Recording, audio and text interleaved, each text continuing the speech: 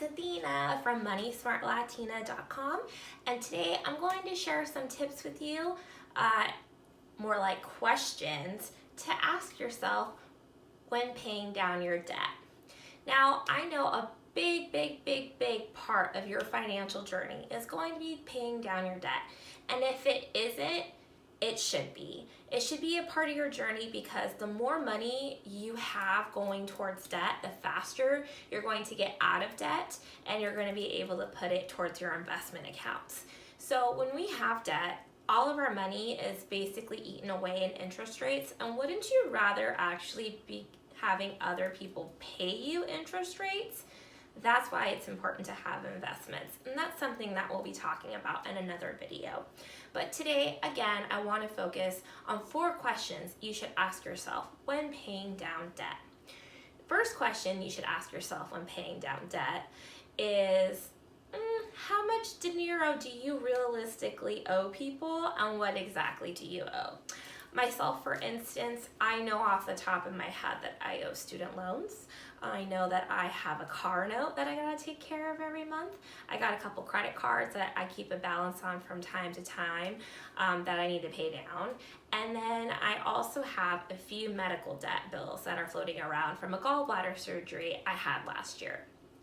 So I want you to really take a look around at what exactly you owe people and how much you owe them.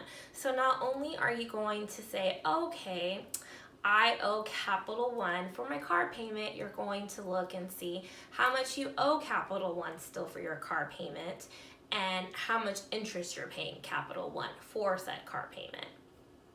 So, and if you need any help figuring out interest rates and payoff debts, that's something that I'm going to be covering in a future video.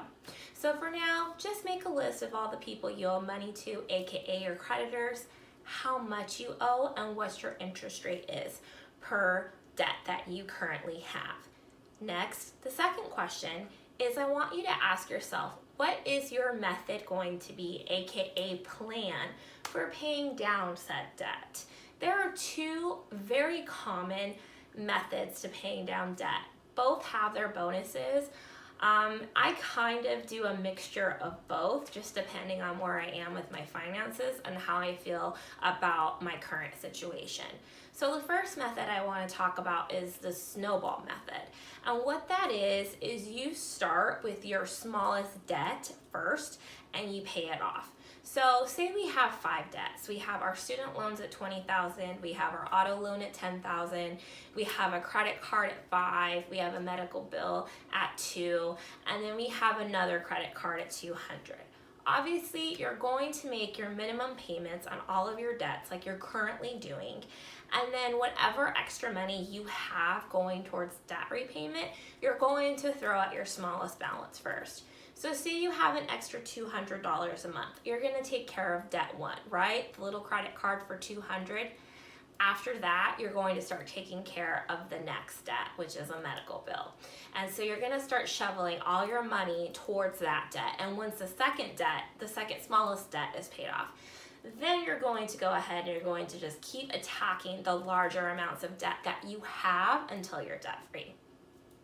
The next method of paying down your debt is called a debt avalanche. And usually people pick this method because the larger the amount of debt you have usually correlates with the higher percentage rate, or even if it doesn't correlate with the highest percentage rate you're paying, you're going to be paying more interest on that because of the large amount of money that is owed to that creditor.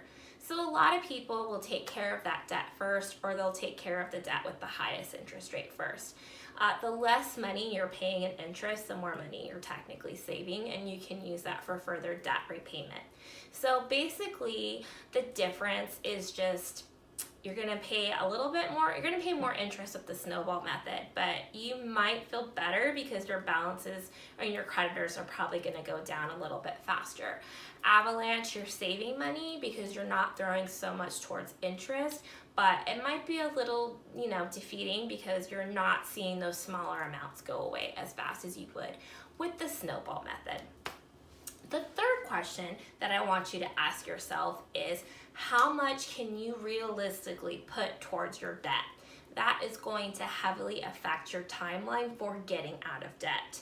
If your living expenses are $1,200 a month and you only make $2,000 a month, you realistically might only have $800 a month to put towards your debt.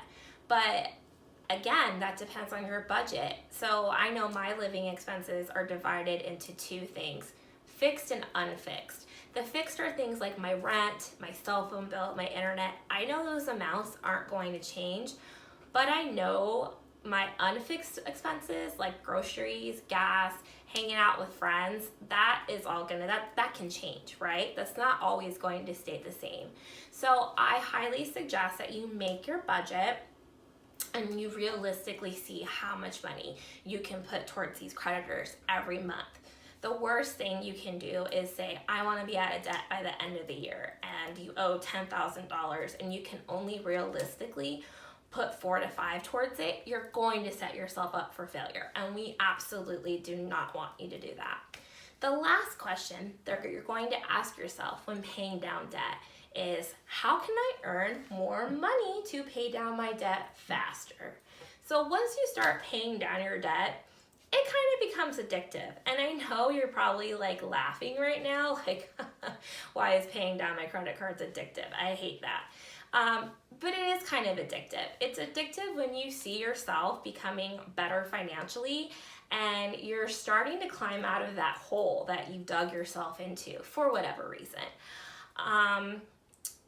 You feel better about yourself. You feel better about yourself. You start seeing how much more money you have to do different goals in your life, and it feels really good.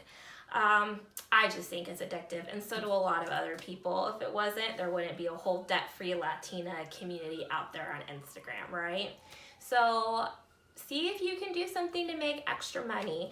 I know you can sell stuff on eBay. You can walk dogs. You can pet sit. You can house sit. You can babysit. You can take up a new skill such as freelance writing. You can sell stuff on Etsy if you're already crafty. There are tons and tons and tons of ways to make extra money, and I'm going to be covering that in a future video as well, and on my website, moneysmartlatina.com. So again, those are the 4 questions I want you to ask yourself when paying down your debt. How much do you owe? What debt method you're going to use? How much can you realistically put towards debt? And how can you make more money to put down towards your debt? So I'm here, guys. If you need help, if you have any questions or comments, go ahead and leave them down below. I'll be linking to a couple of resources as well for your debt repayment. You can find me on YouTube at Money Smart Latina, Facebook Money Smart Latina, Instagram Money Smart Latina, Money Smart Latina, all the things, except Twitter, I am at According Athena. I want to say thank you before I sign off for spending time with me on my little corner of the internet. You could have been anywhere else and doing anything else, but you chose to spend time with me, and I am very grateful for that. So I look forward to hearing from you guys, and stay tuned for the other videos that I talked about. They'll be coming further down the pipeline. And as always, make sure you're watching your wallet.